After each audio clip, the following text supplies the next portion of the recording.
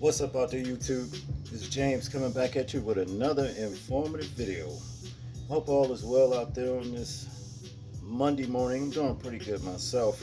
Look, I've been sitting on this story for a little while now, and I've been planning on getting to it, but other stuff kept getting in the way, so I felt like I would just go ahead and get it out of here, because that was a situation that took place right there back in 2007, okay, in the United Kingdom, where you had this humanoid looking creature that just flew out into traffic across the highway and jumping that divider, you see what I mean, and disappearing off into the night.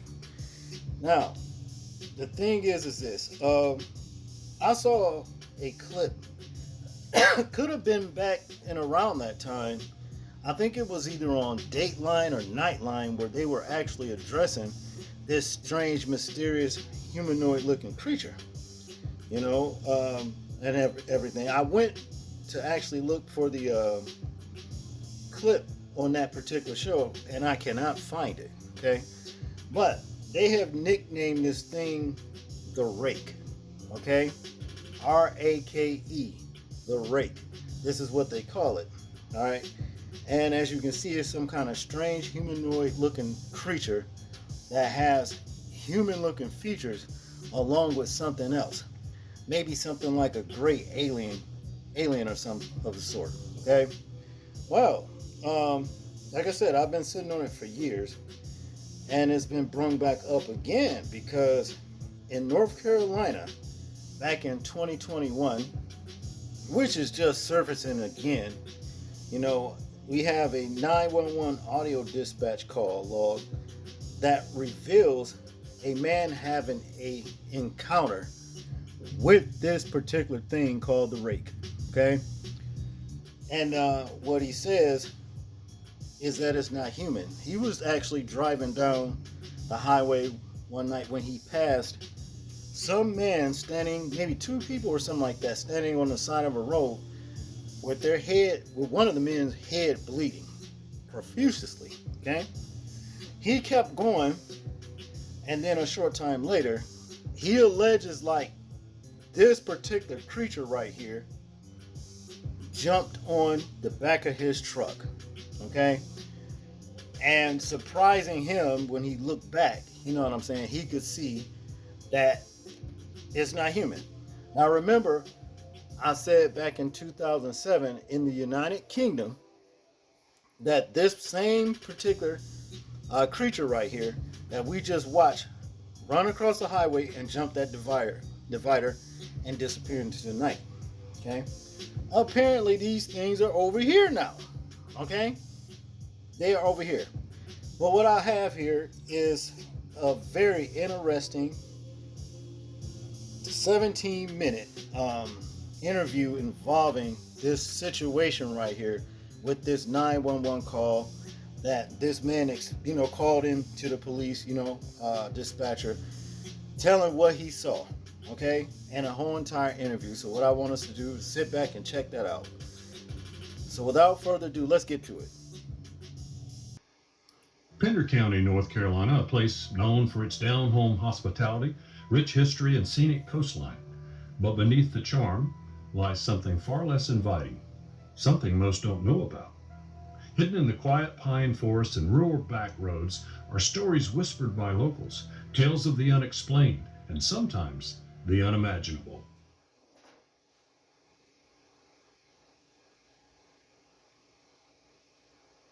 Today we're in Curry, North Carolina, and this ordinary stretch of road, Highway 210, it was once the setting for one of the most unnerving incidents ever reported in the county's history.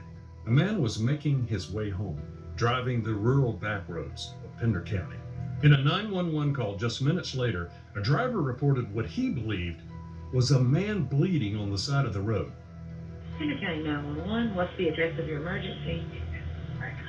I'm driving on 210. I just crossed the Black River, and I thought I saw a guy standing on the side of the road bleeding. Joy Planet Fitness. He told Pender County Dispatch that he'd been traveling somewhere between 55 and 60 miles an hour, making it difficult to clearly identify what he thought he had seen. But then just seconds after the call began, his evening took quite a turn. I'm kind of in the middle of the woods at the moment. Yes, sir, I'm familiar with the area. What the? What was that, sir? That's not human! That's not human! Sir, are you okay, sir? There's something in the back of my truck!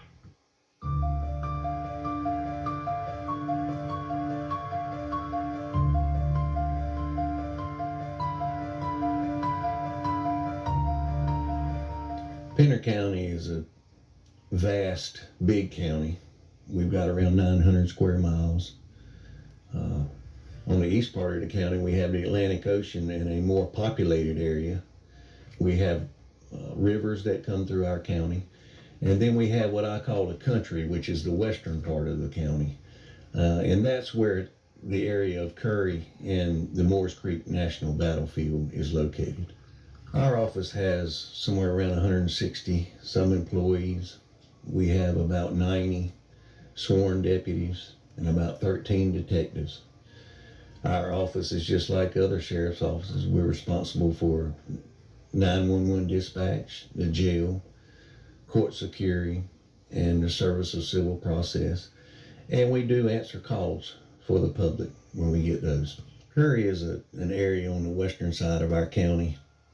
It has a few small stores, residences, and about 11 o'clock p.m. that evening, a call came into our 911 dispatch of an individual standing on the side of the road, and it appeared to be bleeding. Now, he stated he was traveling 55 or 60 mile an hour, so I can see how traveling at that speed in the dark, it would be difficult to exactly identify what he saw. But he stated that it looked like a human being standing there with streaks of blood coming down. It is very hard to listen to that call, to that 911 tape, without becoming somewhat unnerved. It actually bothered me the first time that I heard it.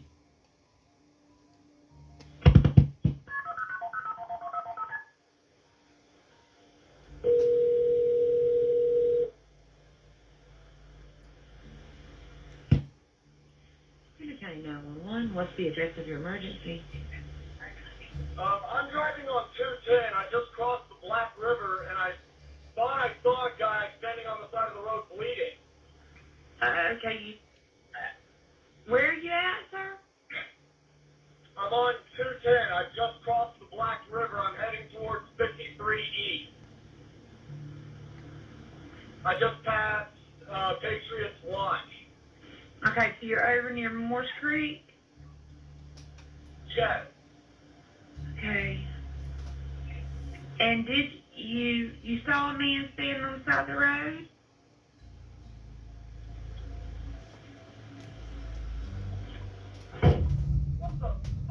What was that, sir? That's not human! That's not human! Sir, are you okay, sir? There's something in the back of my truck! Okay, what's in the road? No, it's not in the road, it's in my truck! In the bed! There's something in the bed of your truck? Yes, ma'am, I just turned on my bed light for my truck and there's something in my bed. Okay, sir, when you say something, what do you mean? I just knocked it off of the bed of my truck and went over my roof. Okay, what was it?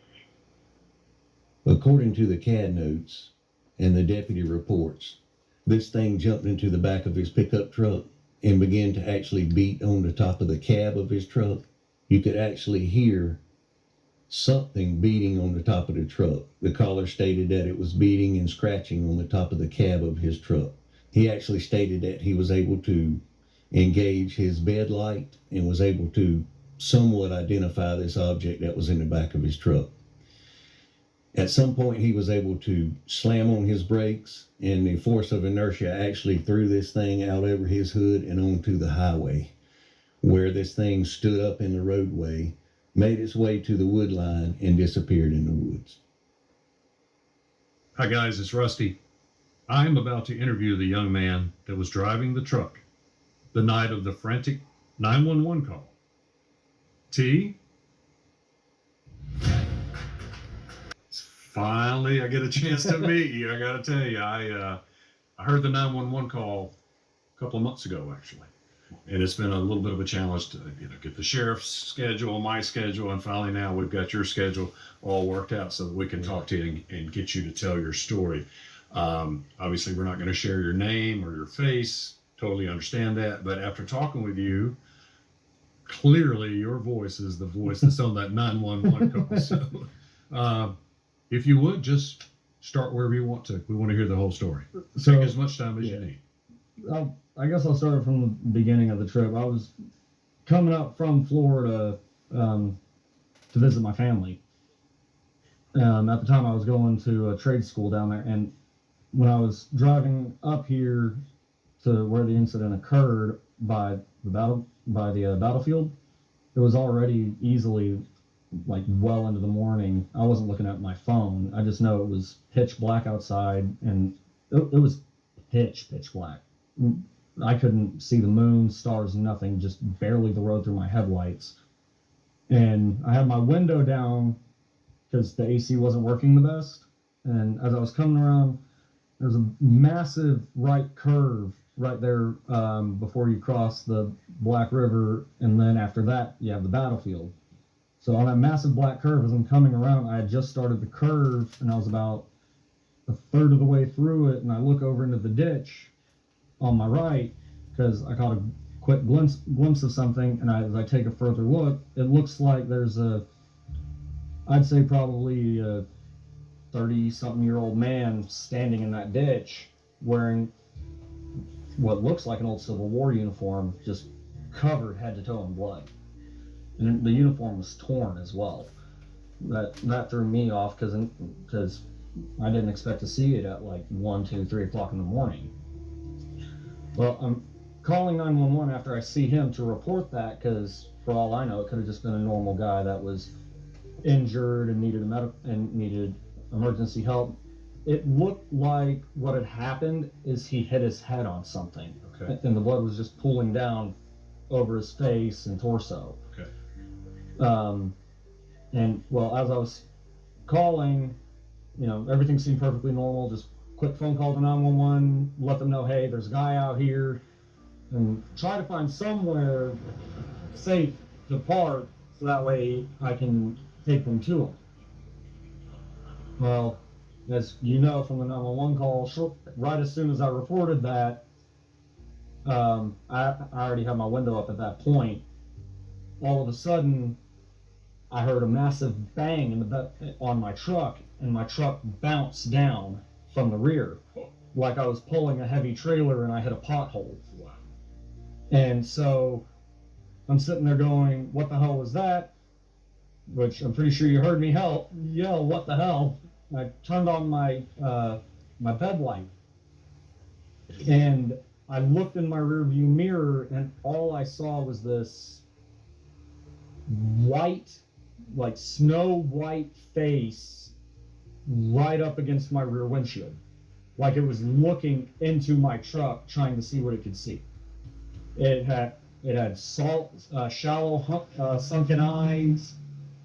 It had no nose. Just think if you took skin and put it on a human skull and stretched it thin. Couldn't see any ears, just that. And immediately I just started screaming. I didn't realize until afterwards that I had said that's not human on the call, because it was just the first thing I started screaming because I was terrified. I didn't have my firearm with me, nothing. All I had was a wood splitting axe. So that's all I had. So, and my truck is loud as is, and it picks up speed fairly easily. Well, my truck at the time. It had a gas-powered 6-liter V8 Vortec on it, and it was a proper dual exhaust, hence why I had the window up, because that truck is nice and loud. Okay. Well, I'm doing in between like 55, 60 miles an hour when this happens, and I just stomped on the gas for a second. When I looked at the speedometer before I slammed on my brakes, I was doing maybe 80. And I slammed on those brakes with all my might, and I went from like 80 miles an hour down to like 35 in just like a couple of seconds. And all I see is just this super scrawny long body just fly over my truck in a ball rolling.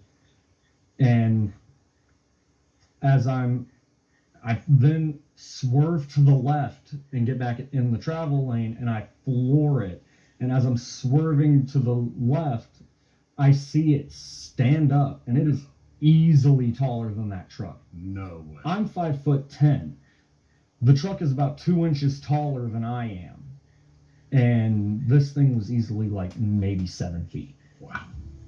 And as I'm past it, I look in my mirror and I see it bolt to the left into the woods, and it looked like some, I don't even know what the hell, because it looked like somebody took a normal human and stretched them out, starting with the limbs. Wow. It like abnormally long legs and arms, and it just took off into the woods. And I just said, nope, I'm out of here. I'm not staying to figure out what this is. And Why does dose cost? And there's a gas station all the way at the corner where the highway intersects. And I pulled into that gas station. I was doing like 90 all the way to that gas station because that was the only place with any light that I saw. Right. And I just stopped in that parking lot and waited like 10, 15 minutes for state troopers to show up. Well, next thing I know, the state troopers show up at the gas station, and I'm just staring back at that road to make sure that it's not coming back. Right. So I tell them what happened. They proceed to look at my truck, look in the bed of the truck, look on top of the cab, and on top of the cab, clear as day, you can see like it was scratching trying to get into my truck. Really? Or when it initially hit, another way to look at it is when it hit the back of the truck and landed in the bed, like it had latched onto the hood for a second and scraped trying to balance itself. Yeah. And you could see that clear as day. I mean, there was a couple of scratches from like squirrels and tree branches, but those stuck out because it looked like it had landed like this and just ripped backwards. And well, they asked me to take them approximately where it happened. And I mean, when it's the middle of the night and you're going the opposite direction of where you just came, your sense of direction's a little off. Right. So I took them back to approximately where I believe it was, because I couldn't see. I didn't remember any landmarks because I was going from the other way. But there was an S curve, and I think I took them. I think I might have taken them on accident to the S curve, but the incident happened before that S curve because I hit that S curve going about 65 miles an hour, 70 miles an hour. I still remember the jolt of the truck, the fear, everything. I remember pretty much everything just in that one moment. I looked at the truck the next morning. Sure enough, scratch marks are right there on the roof of the truck. What were the reaction of the law enforcement officers that showed up? The law enforcement officers, when they showed up, they were skeptical. Although now they might not be as much, but at the time, the troopers especially seemed skeptical. Parks and Wildlife, when they flew the drone, they seemed more curious than anything, and EMS was more like, okay, are you okay? And they went and looked for the other guy and couldn't find him. So the state patrol were there, Yes. EMS, Yes. wildlife, and and the sheriff's department. Yes. I guess because we interviewed the sheriff, so he had deputies out. And I think one of them might have broken off after the initial contact with me, but I know one of them was with me because I was still in fight or flight when they told me, "Hey, can you go back and show us?" Because I do not want to go back. No. I don't blame you at all. I don't blame you. I still refuse to drive through that area at night because I don't know what I saw. I don't ever want to see it again. For years, the residents and people out there in the Curry area near the battlefield have reported seeing things and hearing things that they couldn't exactly understand. The Moores Creek National Battlefield does sit well off the roadway. In the years past, we have had deputies respond to that area, different noises on the battlefield itself, things being seen on the battlefield that just couldn't be explained. The caller remained on a 911 call with my dispatcher. He stated he was traveling towards 421 to Johnson's Corner, where he met a deputy and a highway patrol. Judging by the distance and the time that it would have taken him to travel that, the timeline definitely matches up. Once our deputies in the North Carolina State Highway Patrol arrived at the scene of Johnson's Corner on 421 and made contact with the caller, our deputy spoke with him some. At that point, the Highway Patrol took over that investigation because it was a traffic-related incident. I don't know for sure what he saw or what he experienced that night, but it was obvious that he was distraught on the 911 call. I'm afraid it's probably just one of those things in this world that we may not ever know the answer to. Interviewing the young man, we'll call him T, after interviewing the sheriff who sent 2 deputies out, after consulting with a cryptologist. We have no idea what he saw that night. We have no idea what it was that jumped in the back of his truck. We just don't know. Thank you for joining us. Like and subscribe to our channel, and we'll see you next time on Carolina Case Files. Shout out to Carolina Case Files for going in more depth about this particular situation right here that man experienced that night, back in 2021. All right. It looks a lot to me, that he saw the very same thing or some type of thing that was in the UK back in 2007, and if that's the case, then there are some over here now. Okay. I don't know why all of a sudden now this particular story is resurfacing, but it's resurfacing as though it happened like last week sometime, but yeah. And look, the thing is this: y'all saw at the beginning of this video Luke 21:26, and it is real. These are the things that we're going to face in this dispensation in time, before it is over with. We are going to see an influx of new things, frightening things coming up on the earth, and as it is with 3-Eye Atlas. I got my suspicions about that particular sinister thing right there. You know what I'm saying? But yeah, this is what it is. We're going to start seeing more things like this. So I would advise you guys to just get ready for it. We are basically embarking upon a real live horror show. Okay? And that's just what it is. That's all I got on this particular video right here.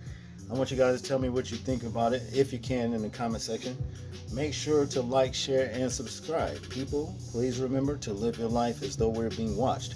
Simply because we are. This is James, and I'm out. Peace.